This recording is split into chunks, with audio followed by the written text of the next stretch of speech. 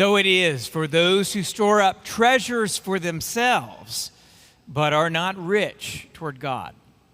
Please be seated.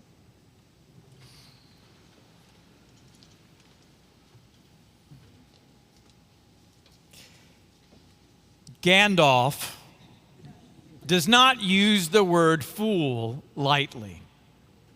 When he takes the brunt of an attack by the dreaded Balrog so that his companions can escape, he screams, and I know a lot of you know this, "Fly, you fools!"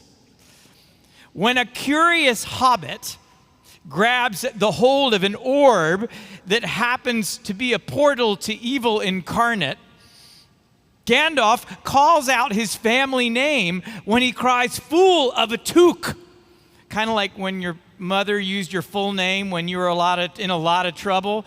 When I heard Bernard James Owens IV, I A, knew I was in a lot of trouble, and B, said, well, that's really a bit much, isn't it? I'm talking about the gospel. I'm not talking about the Gospel of Luke, but rather the Lord of the Rings. Gandalf, the wizard, wasn't angry at an everyday disobedience. He used that word fool because there was a profound urgency, a mortal danger. And if the folks didn't run, or at the very least get their act together very quickly, then they were all going to perish together. Fly, you fool. Run from this danger. Don't stop to bicker or prioritize. Get out as fast as you can, and you just might live. Jesus tells a parable where God confronts a man who is wealthy, and let's be honest, prudent, and even a little bit wise perhaps, and calls him a fool. It's the same tone and urgency that the wizard directs at elves and hobbits. This is the moment. This is the moment of decision. And you, my friend, are in a great deal of trouble.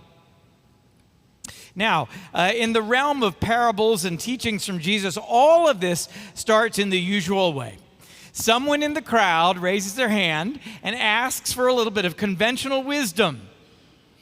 Jesus, tell my brother to divide the family inheritance with me, right? You tell him.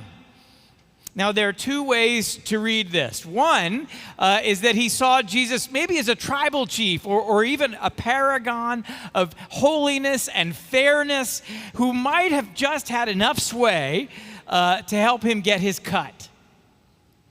Or maybe he was looking for something more radical. Seeking a more disruptive justice.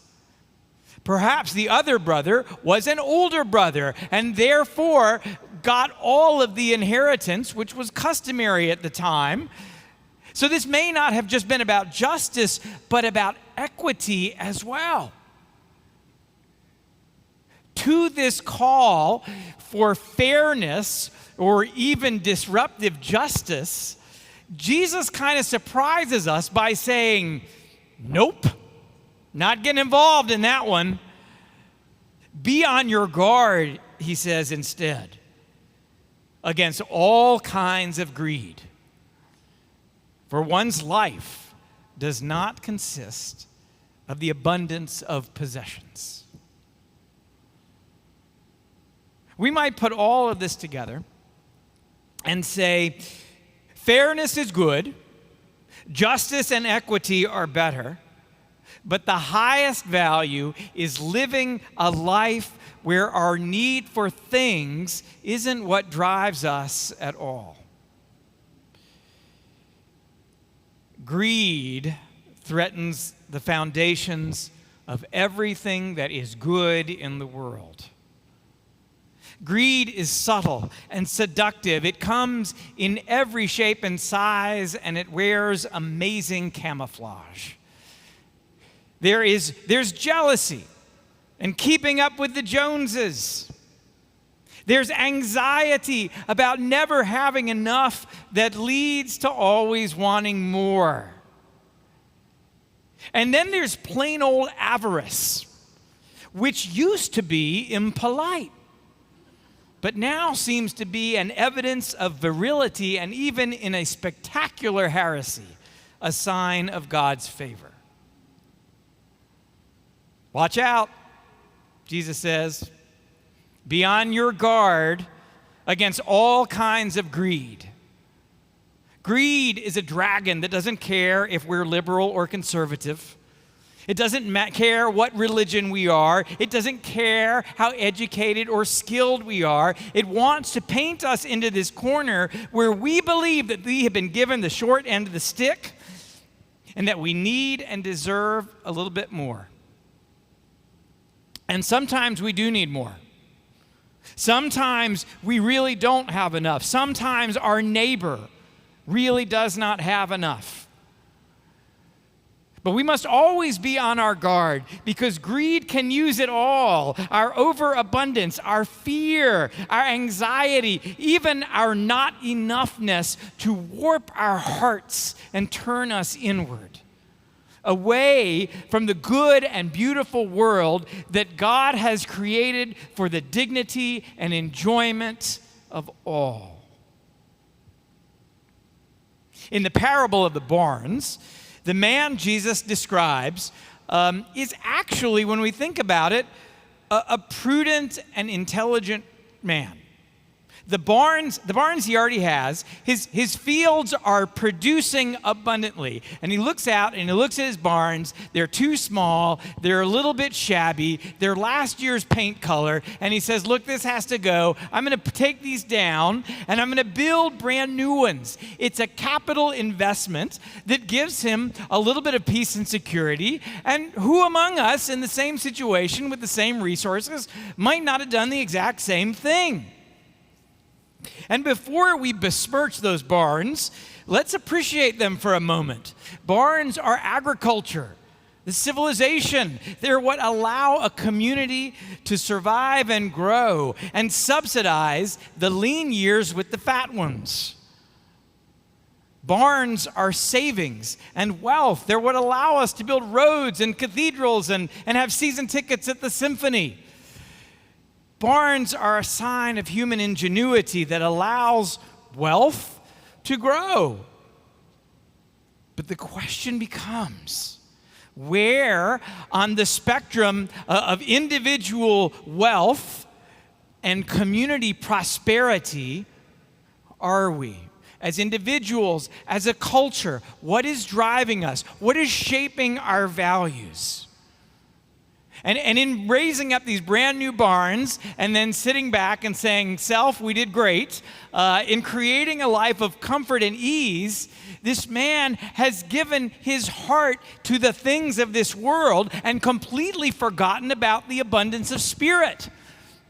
You fool, God says. You have placed your whole life in the hands of something fleeting and seductive, and this night it all comes due. So it is with those who store up the goodies but are not rich towards God. But you know, it's deeper than that. Everything in the barn is his, right? I worked for that. My own two hands, right? All that. But it isn't really his. Everything we have is a gift from God. Not 1%, not 10%, not the figure that comes from a sliding scale based on how good we're doing this month, but all of it. Which means all of that is meant for the good of all of God's people, all of God's creatures. It is all from God, and we are stewards of it. The man has traded spiritual treasures for worldly ones. He has hoarded his abundance, keeping it for his own safety, while others go hungry. Be on your guard against all kinds of greed. Now, I haven't been here for 3 months, but I've been watching the same news that you all have. This summer, our government has chosen to mock those who go hungry by building out an infrastructure of greed and calling it beautiful. I won't name it. I'll call it, let's build beautiful barns. Remember, barns aren't bad. We need them or we're all going to go hungry.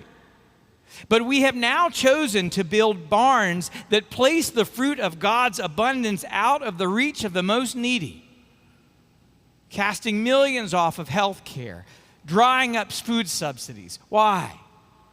So that we can preserve wealthy tax cuts.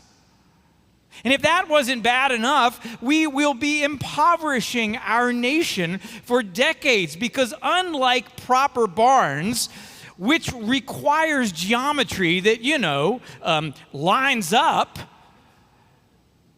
the deficit math doesn't work and doesn't come close to working. Be on your guard against all kinds of greed. Be on your guard against anything that enriches you while impoverishing your neighbor. When someone in the crowd asked Jesus for fairness or perhaps justice, he surprises us. These are worthy things, he says, working for a world that is fair and just and good. This is necessary work. Yet Jesus calls us to a deeper awareness of abundance, where the greatest treasure is our relationship with God, where prosperity means the well-being of our neighbor rather than a full vault that we have the only keys to, where love, not things, is what really matters, where greed and the movements that it powers hold no sway over us, where barns filled with the fruit of God's creation are seen not as the silos of a fortunate few, but rather these are gifts. These are the very means by which we steward the generosity and the abundance of God, where we become channels of grace and abundance. This is the gift. This is the greatest treasure. The greatest treasure is the life of the Spirit. When we are rich, not in things, but in compassion and generosity and love.